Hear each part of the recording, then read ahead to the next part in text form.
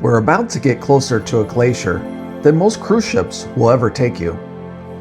This is Endicott Arm, and by the end of today you'll understand why John Muir called this place a wild, untamed Yosemite. Welcome back. We're Phil and Tanya, and we are Alurvanta Living, where we're staying strong and aging powerfully. One adventure at a time. So today is stop 3 of our Alaska series. We're going to take you up close and personal to a glacier. We're going to go through Endicott Arm Fjord, and we're going to go right up to Dawes Glacier. Looking forward to it. So if you're new here, we're posting our full Alaska series every week. So make sure you hit subscribe and follow so that you get to see the next one. So we transferred directly from the cruise ship onto a second boat. It's a high-speed double-decker expedition boat. The reason for this boat and this whole excursion is because it takes you directly up to the glacier through Endicott Arm Fjord. It's a beautiful ride. As you get on the boat, you can either choose to sit inside where it's heated, large windows, or do what we did and go directly upstairs and have that fantastic view from outside.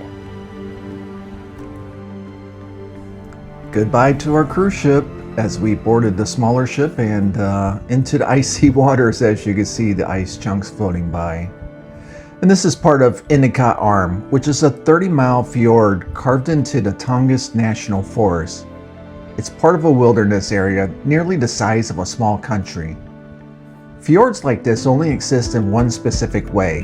A massive valley glacier has to carve all the way down to sea level, cutting walls so steep they're almost vertical granite, then retreat far enough for the ocean to fill in behind it.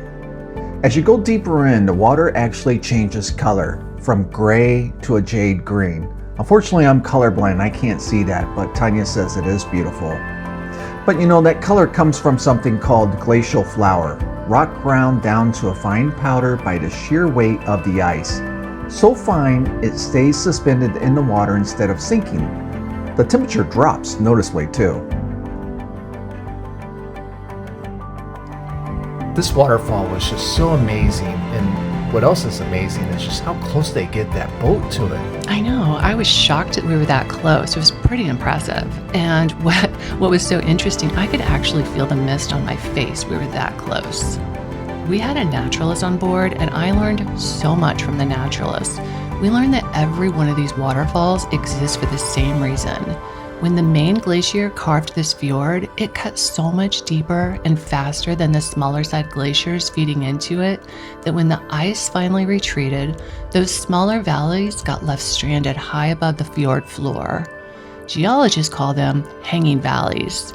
Snowmelt and rain still drain out of them, and with nowhere gentle to go, the water just falls straight down the granite walls into the sea. A lot of what's feeding these falls right now is last winter's snowpack finally melting off. So what you're looking at is basically last year's snow finding its way home.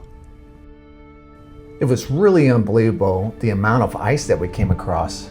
I know, I totally agree. It was everywhere, and some of them were very large. They really were. And you know, this is called bergy bits, which I had to look it up, stands for the glacier ice, which is the ice that fell from the glacier that we're getting ready to approach. Wow, I mean, look at that one, that's huge. You know what's crazy to think about is when you look at the size of it, just think about underneath. They say there's about 85 to 90% of it that's underneath the water level. I guess we can't just bump that out of the way. Yeah, and it's crazy when you say that. I mean, a cruise ship and ice, I can't help but think of Titanic. In fact, didn't the production show, they sing a song from Titanic? So let's cover the vessel experience itself.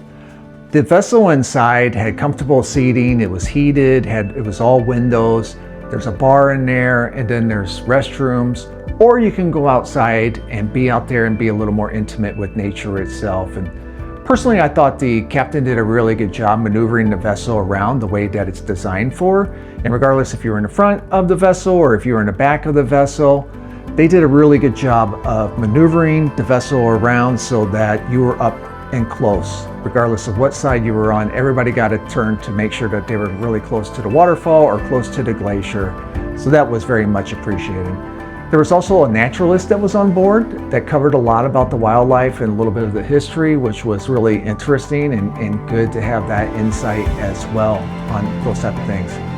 I will say that it does get crowded, especially when you first get on the vessel. Everyone goes up top and tries to fight for their spot, if you will, for the best shot and the best picture, not realizing how they maneuver the vessel around to where everybody gets it. And as you'll see in some of the videos, when you're going back towards the ship, everyone goes back inside, but we stayed outside because I thought the views were great, and you have a lot of room that's out there as well. So there's that part as well. From the inside, there is a snack bar and a bar, as I mentioned, so you can get drinks and you can get snacks. And they actually sat the piece of glacier ice right on the bar as well and made glacieritas, which made Tanya very happy. This fjord was so active. The naturalist said that just the other day they saw orcas traveling through. It's a harbor seal breeding ground area, so we saw a ton of those. And then the sea lions, they were fantastic. They're so large, and they weren't shy about claiming their seats on the ice. It was pretty awesome to see. At the head of the fjord is Dawes Glacier, and our main attraction for today, and what a show it puts on for us. It's over 600 feet tall and nearly a mile wide. It was first named Young Glacier back in 1880 by John Muir, and later renamed for a Massachusetts statesman. What you're looking at is actually two glaciers that merged together, and it's estimated the ice underneath the visible surface runs another 250 feet deep. That blue color in the ice isn't a filter or a trick of the light. It's centuries of pressure squeeze the air bubbles out of it. And what's left compresses down so tightly, it only reflects blue wavelengths of light back at us. This is an active tidewater glacier, which means it's constantly moving, constantly grinding forward under its own weight, and constantly breaking apart where it meets the water.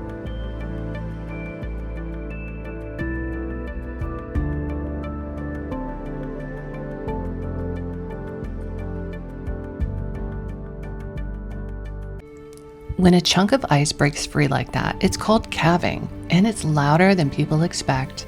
It sounds less like ice cracking and more like distant thunder.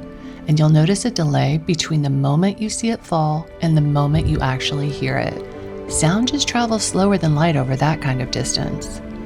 Calving happens because the ice sitting below the waterline is actually more buoyant than the ice stacked above it. So eventually, that underwater section pushes upwards and it breaks the whole piece free. We watched it happen twice. It was pretty spectacular. We were close enough the second time to catch it from a completely different angle. Naturalists can usually predict roughly when a glacier like this will calve next, but they can never predict when it's going to happen. Time to get back to the ship. You know, it's been 32 years. Well, actually, we're getting ready to hit our 33rd wedding anniversary, but it's days like this that are exactly why we keep saying yes to them. This is what Alurvanta living is actually all about. It's not just the travel, but staying fit enough and healthy enough that we can still be doing this when we're 80, 90, I mean, who knows, maybe even 100. Absolutely. Stay strong, age powerfully, live fully, one glacier at a time.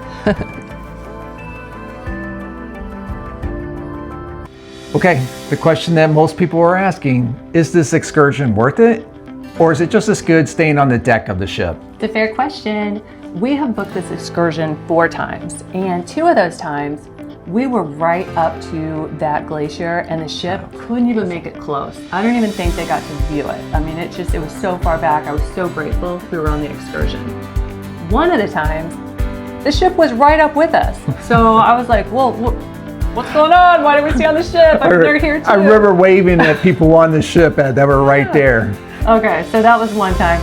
But that's probably rare. I don't know, but it did happen with us. And then one time the whole thing got canceled because there was so much ice in the fjord. So nobody got to go. So if you want to guarantee that you're going to get right up to that glacier, you want to book this excursion.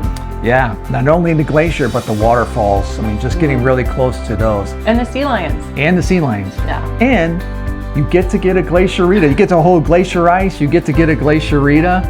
And how awesome is that? I mean, who doesn't want a glacier margarita? Come on. So what's next? Next up is Catch a Can, and we're gonna get right up and figure out how to catch king crab. Awesome. Well, until then, stay strong, age powerfully, and live fully.